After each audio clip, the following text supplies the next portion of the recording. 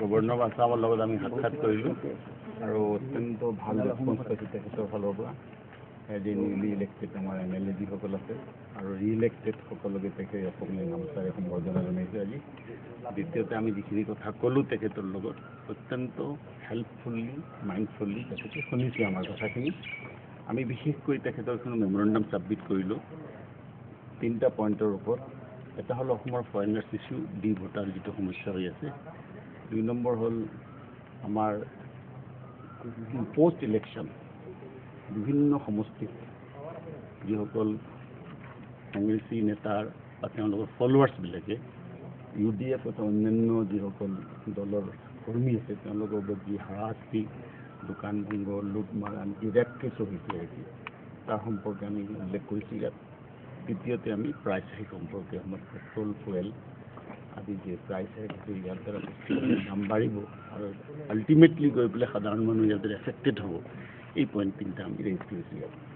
আৰু তেখেতে মাইণ্ডফুলি শুনি আমাৰ কথাখিনি যদি তেওঁ যিখিনি তেওঁৰ কেপাচিটিত তেওঁ ব্যৱস্থা ল'ব, তদুপৰি তেওঁ যথেষ্ট আমাক কিছু ছাজেশ্যনো দিছে এই ক্ষেত্ৰত কিছু পদক্ষেপ লোৱাৰ কাৰণে আৰু ভৱিষ্যতে তেওঁ আমাক মানে এই ক্ষেত্ৰত সহযোগিতা কৰিব বুলি আমাক মানে আশ্বাস দিছে।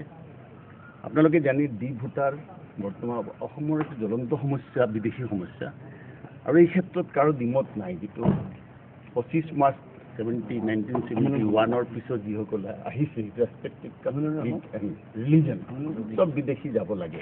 ইয়াৰ আগত যিসকলৰ ডকুমেণ্টছ আছে তেওঁলোকৰ ইয়াত থাকিব, তেওঁলোক ইয়াৰ নাগৰিক হিচাপে আইনে তথা দল সংগঠন ৰাজনৈতিক সকলো এইটো স্বীকৃতি দিছিল। কিন্তু দেখা গৈছে ৰেণ্ডম মেনাৰত মানুহৰ নামত দি লগোৱা হৈ আছে। বাপেকজন ইয়াৰ নাগৰিক, মাকজনী ইয়াৰ নাগৰিক, মাজতে ছোৱালীজন ডাউটফুল কেনেকৈ হয়। এনেকুৱা মেক্সিমাম নাম্বাৰ কেছ। আমি গভৰ্ণৰক এইটো কথাই কৈছোঁ, ভুল 1, 2, 4, 5টা হ'ব পাৰে, কিন্তু 100ৰ ভিতৰত 95টো ভুল নহয়। এনেকুৱা লাখ লাখ কেছ আছে। তাৰমানে চৰকাৰে বিদেশী সমস্যাটোক ইয়াক মানে 60 বছৰৰ চেঞ্চুৰী কৰিব বিচাৰিছে নেকি? আমি বিচাৰিছোঁ এইটো টাইম ফ্ৰেম হ'ব লাগে, এটা স্থায়ী সমাধান হ'ব লাগে। এই সমস্যাটো লৈ পেলাই আজি বহুত মানুহ ইলেকশ্যনৰ ৰাজনৈতিকভাৱে ব্লেকমেইলিঙো হৈ আছে। আমি এইটো এটা অন্ত পেলাব বিচাৰিছোঁ। আমি কৈছোঁ যে মেজিষ্ট্ৰেট বা SP বঢ়াই পেলাই এইটো সমস্যাটো এটা চিৰস্থায়ীভাৱে এটা সমাধান কৰক। অসমৰ ৰাইজে ইয়াৰ কাৰণে বহুত ভুগি আছে, বহুত ফৰেনাৰ্ছৰ নামত মেক্সিমাম জেনুইন ইণ্ডিয়ান চিটিজেন ভুগি আছে। আজি ডিটেনশ্যন কেম্পত যাবলগীয়া হৈছে আৰু এই ক্ষেত্ৰত দেখা যায় স্বচ্ছল মানুহ নহয়, সাধাৰণ গৰীব মানুহবিলাকে এইবিলাকৰ চিকাৰ হৈ আছে। তেখেতে এই ক্ষেত্ৰত আমাৰ ফালৰ পৰা যিখিনি হেল্প কৰা গৈছে আমি তেওঁলোকক কৈছোঁ যে চৰকাৰী ফালৰ পৰা যাতে দি লগোৱাৰ আগতে কমাত কম এটা স্ক্ৰুটনি কৰি তাৰ এটা হিয়াৰিং কৰি সঁচাকৈ মানুহজন বা মানুহজনী ডাউটফুল হয়নে নহয় এই কথাটো সাব্যস্ত হোৱাৰ পিছত দি লগাব দিছে। তাতে আমাৰ কোনো আপত্তি নাই। যিটো প্ৰভিজন ল দিছে, লৰ ফাইটটো কোৰ্টত হ'ব।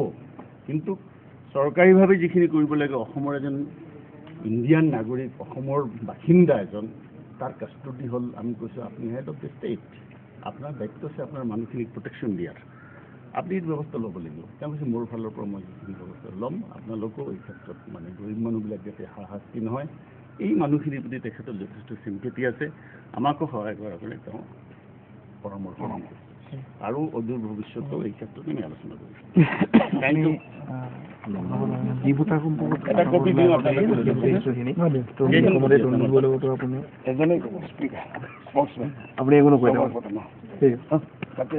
ৰাজনীতি আমাক অসমৰ জনগণে বিৰোধীৰ স্বীকৃতি দিছে। আমি সেইটো ধন্যবাদ জ্ঞাপন কৰিছোঁ আৰু আমি এইটো একচেপ্ট কৰিছোঁ।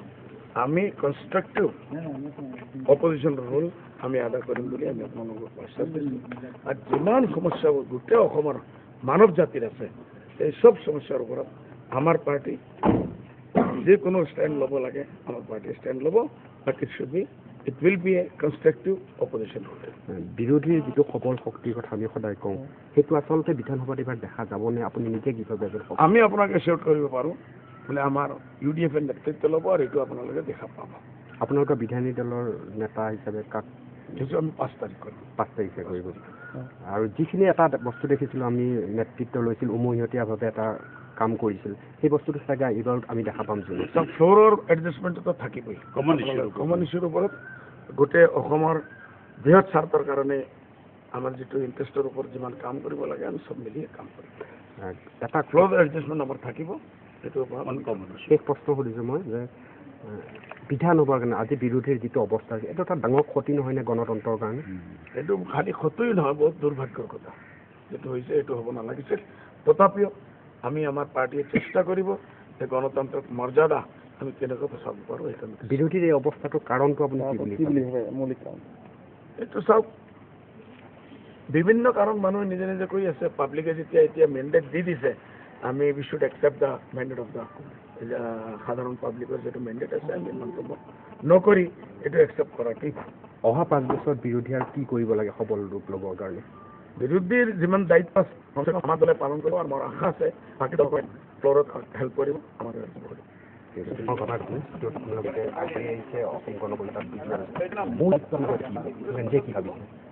মূল এইটো সৰ্বপ্ৰথম অসমৰ সাৰ্বিক এটা সাংস্কৃতিক সংহতিৰ এটা বাতাবৰণ মেইনটেইন কেনেকৈ হয়, অসমৰ বৃহত্তম স্বাৰ্থ থাকিবলৈ নিদি আমাৰ দলৰ কিছুমান ফেচলোতে আমাৰ কিছু পজিটিভ দেখিব লাগিব। আমাৰ এই ক্ষেত্ৰত পদ্ধতিত যি ধৰণে পদক্ষেপ ল'ব লাগে বা যি দায়িত্ব সম্পন্ন কৰিব লাগে। বিৰোধীটো মোৰ ইহঁতে ইছ্যুৰ ক্ষেত্ৰত ইতিমধ্যে আজমল চাহাবে কৈছে, আপোনালোকে আকৌ এবাৰ গোটেইখিনি বিৰোধী একেলগে বহাৰ চিন্তা কৰিব লাগিব। বিধান ৰাখিছে অসমৰ ইছ্যু যিমান আহিব আমি আগতেও যেনেকুৱা যিটো অসমৰ স্বাৰ্থত অসমৰ ৰাইজৰ স্বাৰ্থত উমৈহতীয়া যিবোৰ স্বাৰ্থ আছে সেই ক্ষেত্ৰত আমি এটা প্লুৰেলিজম আমাৰ আগতে আছে বাৰু থাকিব। আপোনালোকৰ ভাৰতৰ এটা সৰু ঘটনা আছিল যে আমাৰ কলালী বিধায়ক বিহু পাতিব নালাগে, এই ধৰণৰ যি মন্তব্য সি ক্ষতি নকৰিব নাই আপোনালোকৰ দলকে? মই ভাবোঁ যিটো আপুনি যিবোৰ কৈছে অৰ্থাৎ নহয় যে তেওঁ তেনেধৰণে কিবা এটা বস্তু কৰিব, তেওঁ যে সচেতন সেইটো মই বৰ বিকৃতি ৰূপ দিয়া হৈছে এইটো। আৰু এই সম্পৰ্কে তেওঁ আমি আনাৰ চেষ্টা কৰি আছোঁ যে আপুনি উপকাৰী চলটো কি থৈ আমাৰ বিশ্বাস নহয় যে তেওঁ সচেতন নাগৰিক এই পুৰণা পলিটিচিয়ান এই ধৰণৰ মন্তব্য কৰিব পাৰে। এইটো কেতিয়াও পোৱা নাই নহয় এটা উৎসৱ এইটো কোন বিজেপি কৰিবা কিন্তু সকলোৱে অসমৰ জাতি আৰু অসমৰ ক্ষেত্ৰত নিৰ্ভৰ কৰি থাকিব 18জন বিধায়ক এই সাফল্য আমি জীৱনজিত ৰাজনীতি মানুহৰ স্বাৰ্থত লৈ পেলাই দল গঠন কৰিছোঁ। এই ক্ষেত্ৰত আমি তেওঁলোকৰ হৃদয় স্পৰ্শ কৰিব পাৰিছোঁ, যাৰ কাৰণে তেওঁলোকে নানা প্ৰতিকূল পৰিস্থিতিটো আমাৰ লগত দিছে। ধন্যবাদ দিছোঁ আৰু আমি থেংক ইউ।